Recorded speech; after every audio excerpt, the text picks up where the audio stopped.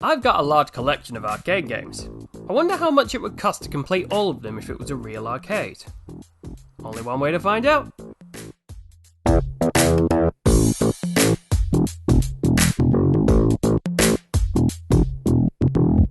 Detective shows. We all know them, they come in various flavours, and each one demands our grit for attention, for different reasons.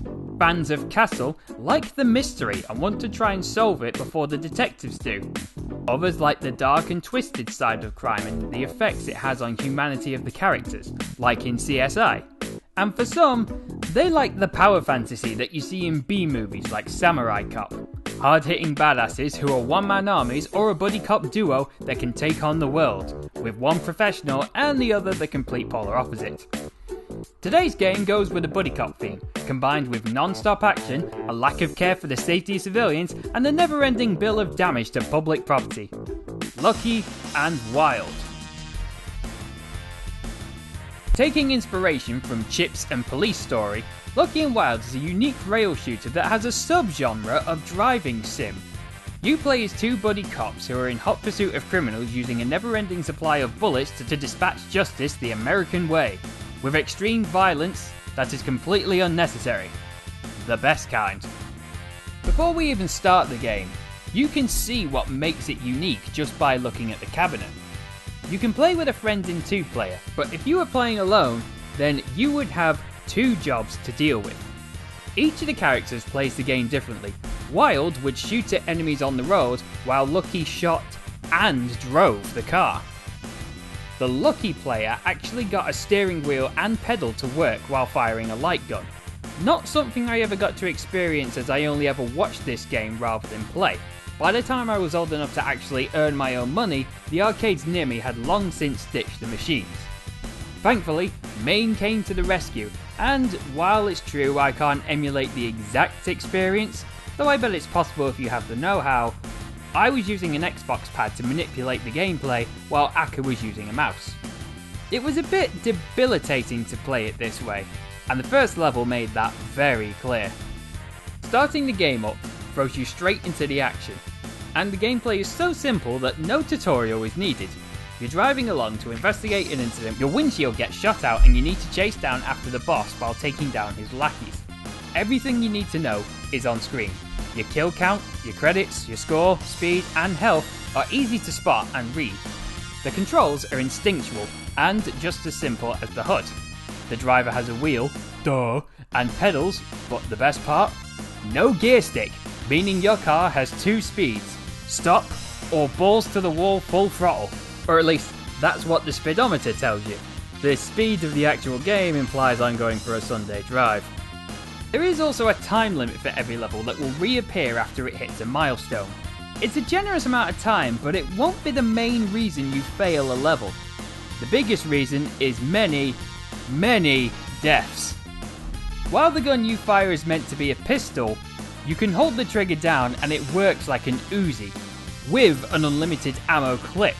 So you can act like that itchy trigger finger has got a terrible rash on it and hold that trigger down as much as you want.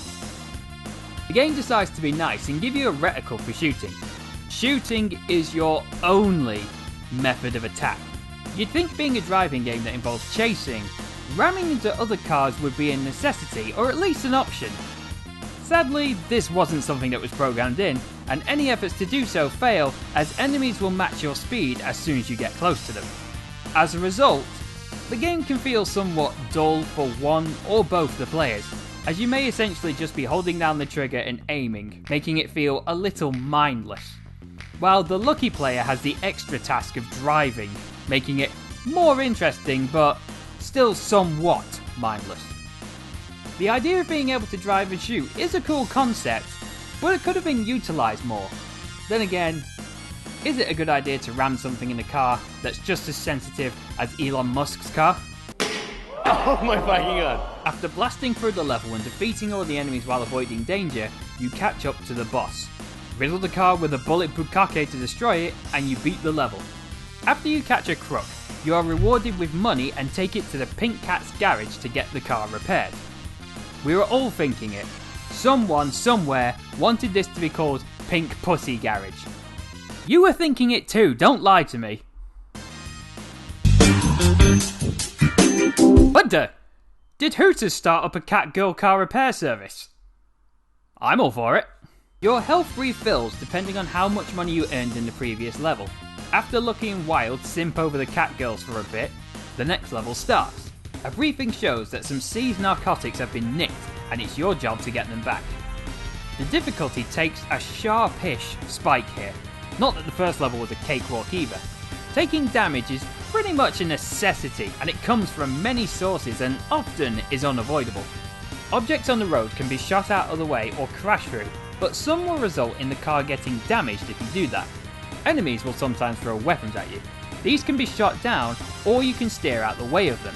Not always possible considering some of the tight spaces you'll find yourself in, but the main source of damage is from being shot. Avoiding bullets is a lot harder than it sounds. Once an enemy pokes their head out the car, the time you have to react to it is ridiculously short. In fact, I timed it. The time you get between the criminal emerging and then shooting you is 26 frames. And, depending on where you live in the world, that is just over a second. Want to see how long that actually is? There. That's your window of opportunity to react to not being shot. Now, you might think that's enough time to shoot someone, and yeah, you're right, it's enough time. To shoot someone. Try it when there's a bunch of them all shooting at once and then trying to avoid the wreckage that you make, only to then get shot by someone else, and don't get me started on the pricks that jump on the cars. The damage you take from bullets is only small, but imagine being hit 3 or 4 times in quick succession because you can't react in time. Oh look, they hired a female goon. Progressiveness in the criminal workspace. Unfortunately for you, violence is unisex. For the sake of fairness, however, I need to mention once again that I was using an Xbox pad, meaning that while I could drive fine, moving the cursor to hit things was harder for me. Where Aki could snap her cursor to aim where she wanted to shoot, I had to drag mine. If we both had mice or light guns, then this could have been easier to avoid, so bear that in mind when you judge this section. But I still feel that even with a light gun, it would have made little difference.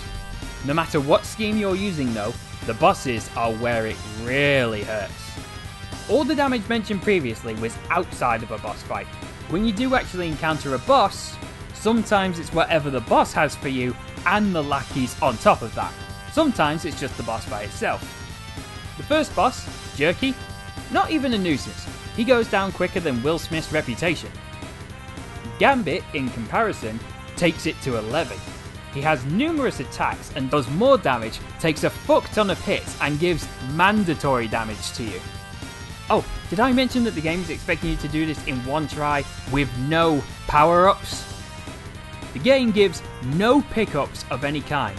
No health recovery, no gun power-ups, not even a speed boost. Let's not forget that by this time, your time limit is getting quite low, and if you don't beat the boss in time, they escape. Having no power-ups makes you feel underpowered for the challenge ahead of you, while the enemy seems to have every advantage possible. Gambit is far from the hardest boss, and we'll get to them, but through luck or skill, we were able to take him down quite quickly. More cleavage and arse later, it's on to stage 3. Watch out! Who the fuck was that? Oh, it was Lucky? Why does he sound like a preteen? The sound design is like being on a football team where the coach's talentless son is the captain. It's decent, but there's something dragging it down. Starting with the positives, the music score is kind of humorous in how light-hearted it is, which does match the theme of the game. It's not like Virtua Cop where everything is trying to be badass and serious. It's more like the B-movie films that it's parodying. Parodying? Yeah. It's more like the B-movie films that it's parodying. Listen to the music from this game and compare it to a sample from Samurai Cop, and you'll see what I mean.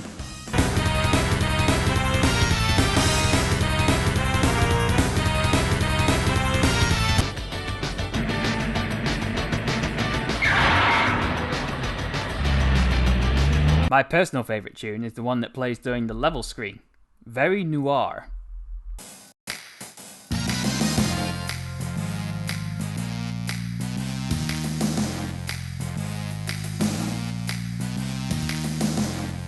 In short, the music complements the over-the-top and silly action of the game. That is, if you can hear it over the sound effects. Your gunshots are the loudest thing in the game, blocking out all the music and reducing the other sounds to a mumble.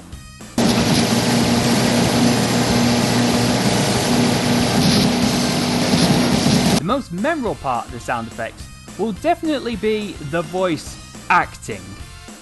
It doesn't happen much, only at level starts, ends, and at the garage. When it does happen though, the same dialogue is often repeated, but the manner in which they are said is what sticks in your head. Lucky flips from preteen to trying to sound tough. That's it? Watch out! Oh, Wild tries to sound threatening but fails. And the cat girls sound like every sexually starved anime woman ever. The boss of stage 3, Juliora, is a difficult but fair-ish boss.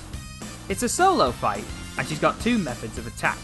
The first, and weakest, is somehow in that two-person sports car, she has an endless amount of men that will lean out the car and try to shoot you. But her main attack will be to unleash a barrage of grenades at you. They can be shot before they reach you or avoided, but sometimes you don't get to see them in time before they hit you because of the bonnet of your car, and the spread of the grenades can be ridiculously huge. The boss herself doesn't take much damage and goes down just as quick as the first boss did. After bonus cleavage, with more cleavage later, we make it to stage 4. One of the hardest levels so far. It starts off bloodthirsty and wants you dead in the first 30 seconds of playing it. First, a group of enemies throw a handful of bombs at you that explode in 1 second if you don't shoot them. Then the road narrows so the enemy has an easier time shooting at you. Then a helicopter arrives and starts parachuting down dynamite along the clear path while cars take up the sides of the road and try to force you into the bombs. If you survive, then the action slows down. Literally, as you end up in an alleyway and can't drive any faster than 31 miles an hour, while thugs on foot run out and try and machine gun you down. Later on, happening in a parking lot. The enemy variety is small, but not all of them appear in every level. The most common enemies are the cars full of crooks. As stated before, a single one isn't much of an issue, but multiple can result in you getting hit several times in a row.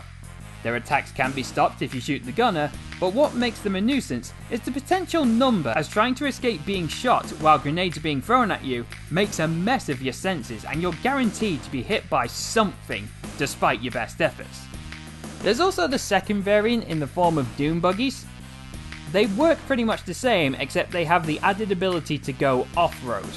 In some sections of the levels, there will be a obstacle-like course that you've got to drive through. Often, a singular enemy is in front of you, and they will block your view, so you can't see the explosive barrel heading straight towards you that they have the advantage of clipping through.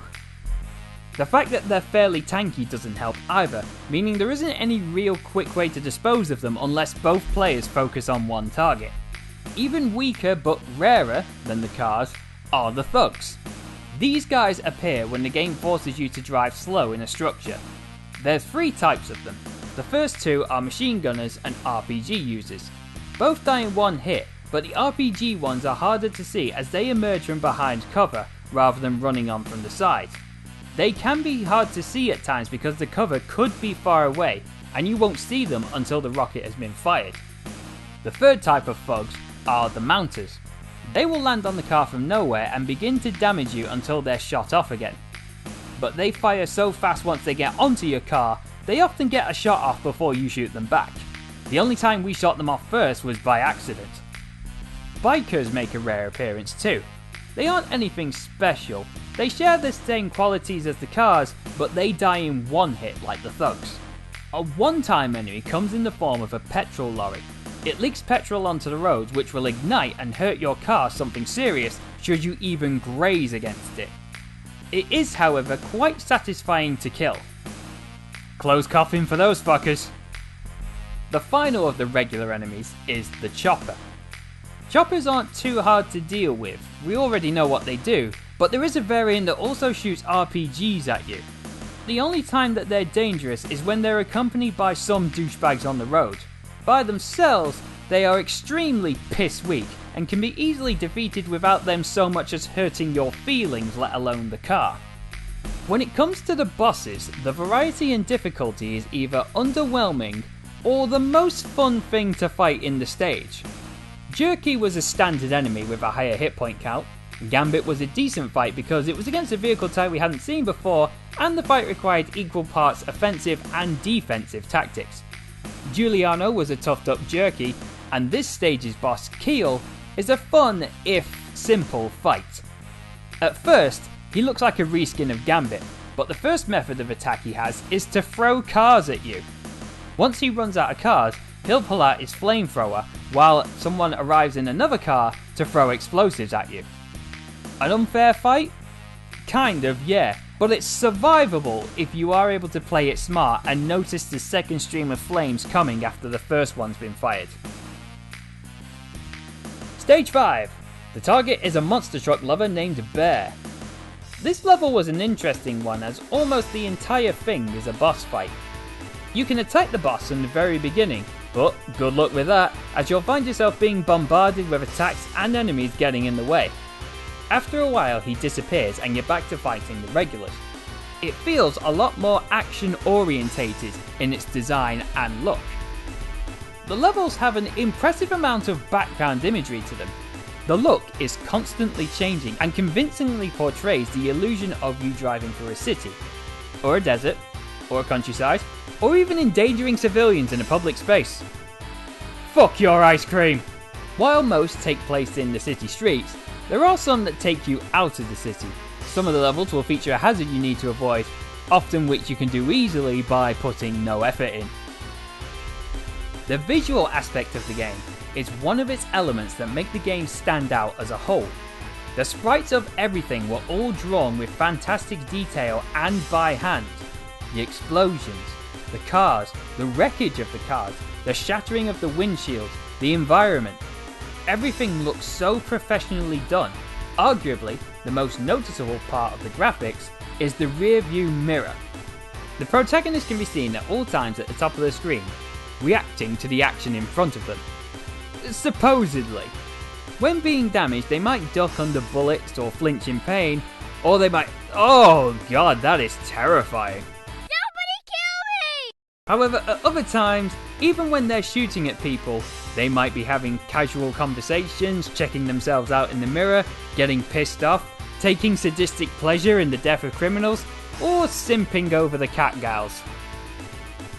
When all these elements of the graphics are combined, it grants the game a sense of life, and it does make you feel like you're actually part of a buddy cop film, which helped it stand out from other arcade titles of the time. In Stage 5, however, it takes on a more Fast and Furious movie style, and I think this might be my favourite level. Bear crashes out of a window right at the beginning of the level and you need to chase him through the desert. With this level also having such a drastic change in look from the cityscapes, it was a nice palette cleanse and perked my interest back up a little. The fact that he's driving a monster truck which crushes cars in front of him and having to make me avoid the wreckage was unexpected, and it helped the boss feel more unique. I had to jump over 2 trains using a car trailer and finally caught up to the boss. The only issue I have with this level is that the timer felt very short. By the time we reached him we had too little time left and he was way too tanky to beat, so he got away. If a suspect does get away, then you get no bonus money at the end and your car is not repaired in time for the next level. Regardless of that though, we move on to the next and final stage of the game, as we aim to take down Big Cigar. Fuck, is this level merciless! First the game starts with a bang. Quite literally, as a row of casinos is blown up and Big Cigar is getting away. Oh, but what's that I see? Is that the boss from level 4? Oh good, we've got recycled bosses going on! Right from the get-go, this level wants you dead. The car enemies have had an upgrade and now have laser-guided rockets to shoot you that track your movement. The bikers are back and now throw Molotovs at you, and the level 2 boss makes a return. all within the space of 1 minute in the stage. Beating the first mini-boss won't kill them, but makes them pull away while they're still throwing barrels at you. But this isn't the only dirty trick the game pulls on you. The helicopter drops explosives inches in front of you, meaning you can only narrowly avoid them if you can at all. Narrow roads mean you have to take damage from enemies crowded in front of you. The level 4 boss turns up as a mini-boss, and if you beat that, you then chase Big Cigar, whose car blocks your view of the road, overcrowded with explosive barrels. All the while, he has men shooting and throwing grenades out the window. If you kill all his men, then his laser rocket turret will begin to fire rapidly at you, and because it's laser sighted, it's a guaranteed hit. All of this is obviously here to milk you out of your money because now you're at the end of the game and you want to get it finished. But despite everything I just listed, none of them are the cheapest thing that the game will do to try and beat you. After you damage Big Cigar enough, he pulls over. His car then begins to constantly fire a fuck ton of rockets at you while he dives out of the car behind some crates and fires more rockets at you.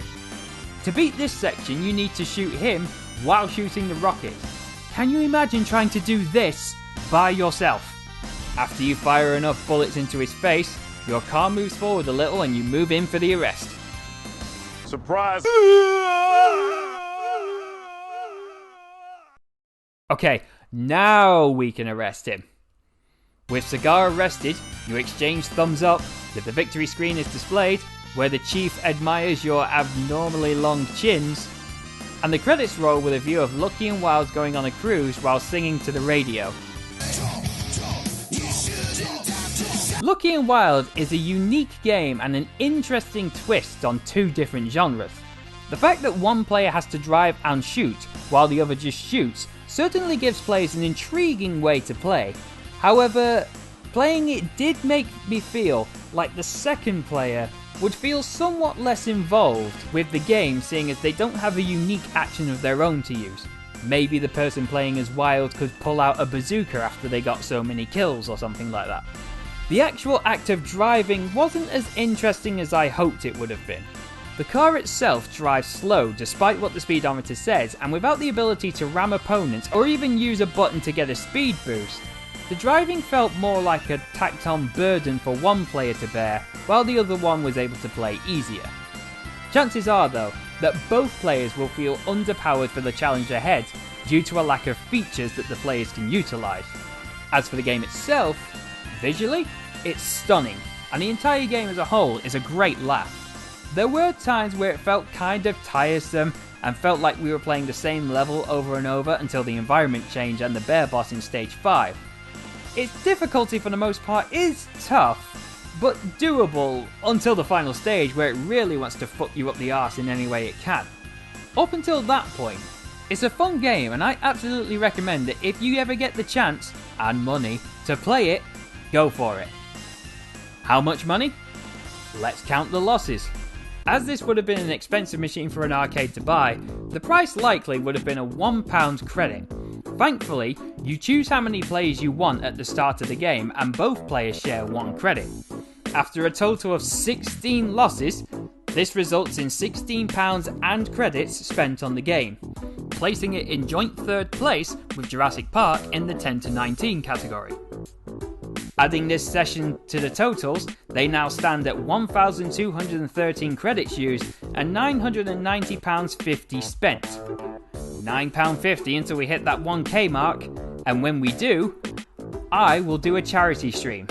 So I hope you'll join me for that, but until we do, this was Lucky and Wild. Thanks for watching everyone, and remember you're always welcome at the Spectrum.